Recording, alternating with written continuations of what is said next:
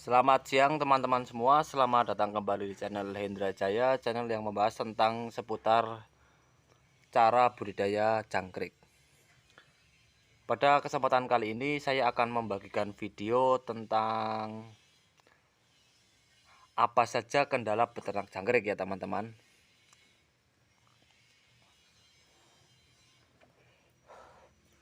Kendala-kendala tersebut itu yang sudah saya alami dan sudah saya praktekkan bagaimana cara mencegah kendala-kendala tersebut.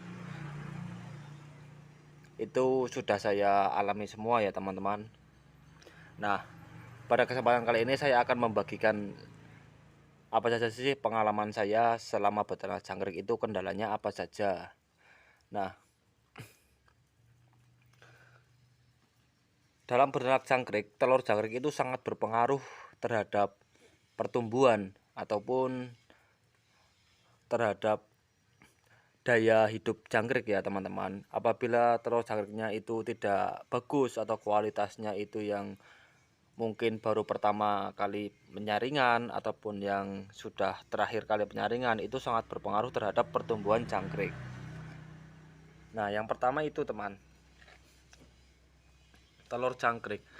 Apabila teman-teman semua mendapatkan telur jangkrik baik beli online ataupun dari ternak sendiri, apabila kalian mendapat telur jangkrik yang sudah tidak bagus, yang warnanya sudah tidak cerah, itu kalian lebih baik minta tukar saja kawan-kawan. Karena kalau tidak kalian tukar, nanti efeknya itu dari hasil panennya teman-teman semua.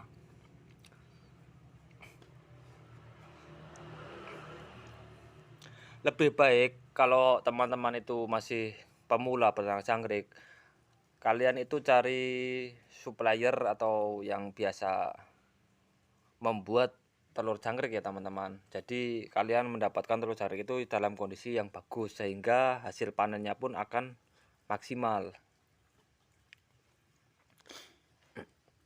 Nah, tidak hanya dari faktor telur, faktor pemeraman telur pun itu juga sangat berpengaruh terhadap daya tetas jangkrik tersebut.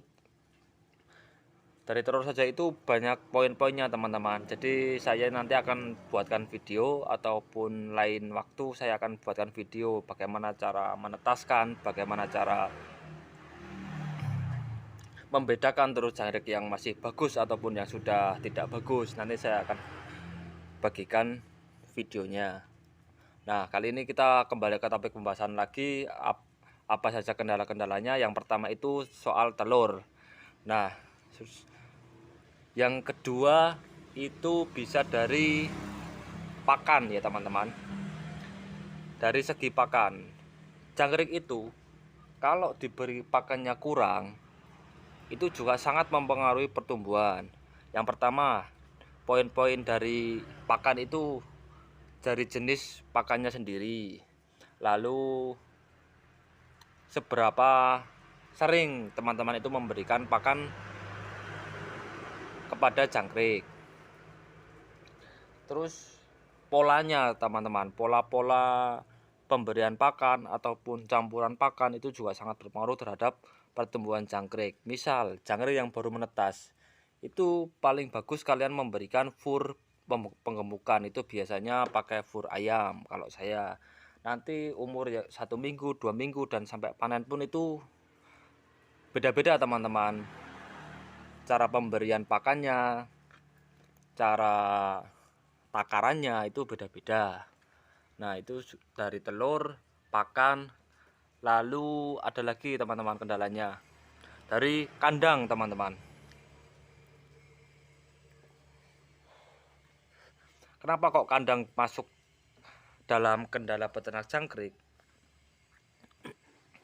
Karena kandang itu yang paling penting dan yang paling utama dalam peternak jangkrik. Kenapa hasil panennya kok sedikit? Mungkin pada waktu telur menetas, pada waktu jangkrik usia 0 hari, itu kan ukurannya masih sebesar semut-semut yang warna hitam itu teman-teman. Jadi kalau dalam pembuatan kandangnya itu kurang rapat, lalu dalam pemberian semennya juga tidak rata, itu bisa menimbulkan lubang-lubang kecil di bagian sudut-sudut kandang, teman-teman. Nah, itu sangat mempengaruhi terhadap jangkrik yang baru menetas, karena jangkrik yang baru menetas itu ada lubang sedikit saja di bagian sudut-sudut kandang, itu pasti dia akan keluar. Itu bakal mempengaruhi hasil panennya teman-teman dalam beternak jangkrik. Lalu dari kandang itu banyak kendala, dari kandang itu banyak, dari penyemanan, dari bentuk kandangnya itu juga sangat berpengaruh. Kandang ukuran kecil kalian isi telur jangkrik banyak, itu juga sangat mempengaruhi di dalam pertumbuhan jangkrik.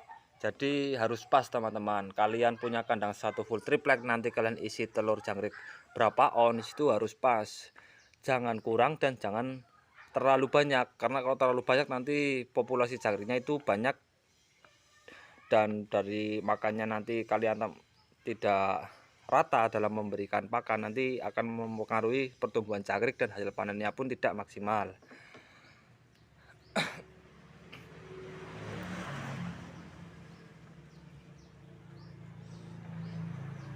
Nah, setelah kandang ada juga kendala dari hewan-hewan pemangsa ataupun hama. Itu banyak sekali, teman-teman. Ada tikus, ada cicak, lalu ada kadal. Itu kendala-kendala dalam teman-teman itu memulai budidaya jangkrik, itu harus kalian perhatikan dari segi telur, dari segi pakan, kandang, lalu hama ya teman-teman. Hama tikus, hama cicak, lalu hama kadal itu bisa menyerang jangkrik, itu beda-beda itu usianya kawan. Kalau di tempat saya, jangkrik yang baru menetas itu sangat rawan dimakan cicak. Cicak sangat suka kalau jangkrik yang masih kecil-kecil itu baru menetas, itu rata-rata cicak teman-teman, hama yang di tempat saya. Lalu usia umur 2 minggu itu hamanya tikus, teman-teman. Tikus itu walaupun dia tidak memakan jangkrik terlalu banyak, dia itu mengganggu pakan yang ada di dalam kandang jangkrik. Seperti dia memakan fur itu, dia sebenarnya mengincarnya itu dari pakan fur. Jadi kalian kalau mau beternak jangkrik, kandang kalian itu harus ditutup ya kawan. Kalau malam itu harus ditutup rapat. Nanti waktu pagi saat pemberian pakan, nanti bisa kalian buka tutupnya, itu untuk mengurangi hama-hama tersebut.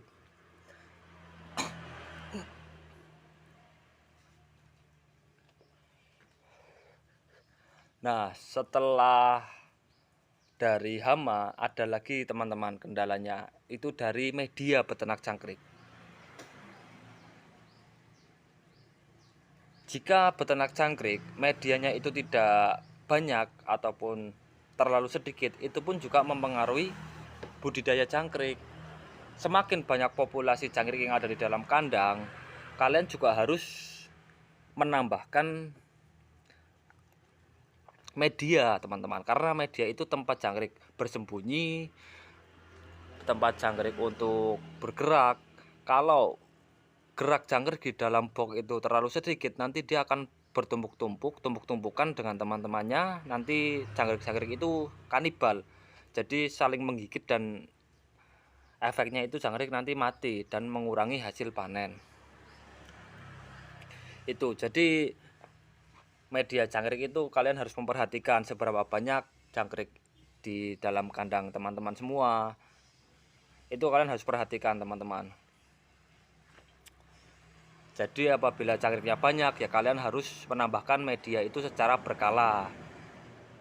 Besok lain waktu saya akan buatkan bagaimana cara menata media beternak jangkrik ataupun seberapa banyak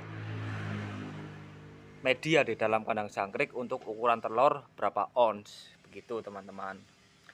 Nah, jadi menurut saya selama saya beternak jangkrik, kendala beternak jangkrik itu ada yang pertama telur jangkrik, dan yang kedua dari segi pakan, yang ketiga kandang, yang keempat hama, dan yang kelima itu ada